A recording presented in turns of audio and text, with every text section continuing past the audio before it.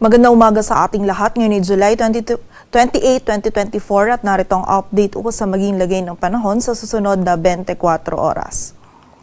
Kaninang alas 3, yung low pressure area na minomonitor natin ay huling namataan sa layong 440 kilometers silangan ng Katarman, Northern Samar. Nananatili pong mababa yung tsansa nito na maging bagyo, ngunit hindi pa rin natin inaalis yung possibility na sa mga susunod na araw ay ito ay may-develop at maging isang ganap na bagyo. So continuous monitoring pa rin po tayo at patuloy na magantabay sa updates na ipapalabas ng Pag-asa. At ngayong araw, itong LPA na ito ay magdudulot din ng mataas na tsansa ng mga pag-ulan, pagkidlat at pagkulog dito sa silangang bahagi ng Southern Luzon at Visayas. So pag-iingat po para sa ating mga kababayan sa posibilidad ng mga pagbaha at pagguho ng lupa. Samantala, ang southwest monsoon o habagat naman ay umiiral pa din dito sa kanlurang bahagi ng Luzon kung saan ngayong araw ay magdudulot pa rin po ito ng mga kalat-kalat na pag-ulan, pagkidlat at pagkulog dito naman yan sa kanlurang bahagi ng northern at central Luzon. At sa nalalabing bahagi naman po ng ating bansa ngayong araw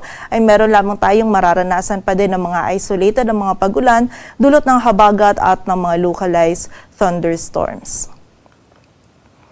At para nga sa magiging lagay ng panahon ngayong araw ng Linggo, maulap na kalangitan at mga kalat-kalat na pag-ulan, pagkidlat at pagkulog pa rin ng mararanasan dito sa Ilocos Region, maging sa bahagi din ng Zambales at Bataan, dulot po yan ng habagat. Samantala, dulot naman ng low pressure area ay meron din tayong mararanasan ng maulap na kalangitan at mga kalat-kalat na pag-ulan, dito naman sa Bicol Region, maging sa bahagi din ng Quezon. So pag-iingat po para sa ating mga kababayan sa posibilidad ng mga pagbaha at pagguho ng lupa. Samantala, dito naman sa Metro Manila maging sa nalalabing bahagi pa ng Luzon ay meron namang tayong mararanasan pa rin ng mga isolated o yung mga biglaan at mga panandaliang pag-ulan, pagkidlat at pagkulog lalong-lalo na yan sa hapon at gabi, dulot ng habagat at ng mga localized thunderstorm. So kapag po tayo ay lalabas, wag pa rin natin kalilimutan yung mga pananggalang natin sa ulan, and also yung mga regional offices din natin ay nagpapalabas ng mga thunderstorm advisories or mga babala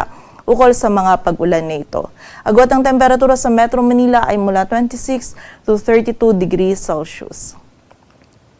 Samantala sa bahagi naman ng Visayas at Mindanao, maging sa bahagi din ng Palawan, dito po sa may area ng Eastern Visayas ngayong araw, makakaranas din po tayo ng mataas na tsansa ng mga pag-ulan, pagkidlat at pagkulog, dulot pa rin yan ng LPA. So muli po, pag-iingat sa mga kababayan natin dyan sa posibilidad ng mga pagbaha at pagguho ng lupa. Samantala sa nalalabing bahagi naman ng Visayas, maging dito sa bahagi ng Palawan at buong bahagi ng Mindanao ay magiging bahagyang maulap hanggang sa maulap yung ating kalangitan. Meron pa rin tayong posibilidad ng mga isolated na mga pag-ulan, dulot naman ng mga localized thunderstorms. And during severe thunderstorms, posible pa rin po maging katamtaman hanggang sa mga malalakas na pag-ulan yung ating maranasan at maaari pa rin po ito magdulot ng mga pagbaha at pagguho ng lupa. So pag-iingat pa rin po para sa ating mga kababayan.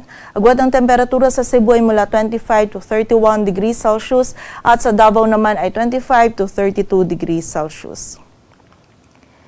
At para naman po sa lagay ng dagat baybayin ng ating bansa, wala na tayong nakataas na gale warning, kaya malayong makakapalaot yung mga kababayan nating mga isda, pati na rin yung may mga maliliit na sasakyang pandagat.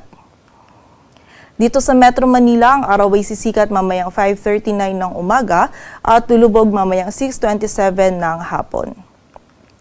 Patuloy po tayo magantabay sa updates na ipapalabas ng Pag-asa, at para sa mas kumpletong impormasyon, bisitahin ang aming website pag-asa.dost.gov.ph. At yan po muna ang latest dito sa Weather Forecasting Center ng Pag-asa. Grace Castañeda, magandang umaga po.